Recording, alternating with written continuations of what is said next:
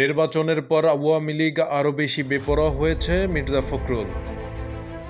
দ্বাদশ জাতীয় সংসদ নির্বাচনের পর থেকে আওয়ামী শাসক গোষ্ঠী আরও বেশি বেপরোয়া ও কর্তৃত্ববাদী হয়ে উঠেছে বলে মন্তব্য করেছেন বিএনপি মহাসচিব মির্জা ফখরুল ইসলাম আলমগীর।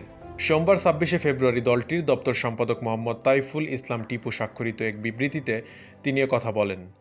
মিথ্যা, বানোয়াট ও রাজনৈতিক উদ্দেশ্যে প্রণোদিত মামলায় বিএনপি জাতীয় নির্বাহী কমিটির সদস্য ও দিনাজপুর ৪ আসনের সাবেক সংসদ সদস্য মোহাম্মদ আখতারুজ্জামান মিয়া এবং চিরিরবন্দর উপজেলা বিএনপির যুগ্ম আহ্বায়ক নূরে আলম সিদ্দিকী নয়নের জামিন নামঞ্জুর করে জেল হাজতে পাঠানোর ঘটনায় উদ্বেগ প্রকাশ করে বিবৃতি দিয়েছেন মির্জা ফখরুল ইসলাম আলমগীর। বিবৃতিতে বিএনপির মহাসচিব বলেন, ৭ জানুয়ারি প্রহসনের নির্বাচনের মাধ্যমে ক্ষমতা দখল করে আওয়ামী শাসক গোষ্ঠী এখন আরও বেশি বেপরোয়া ও কর্তৃত্ববাদী হয়ে উঠেছে।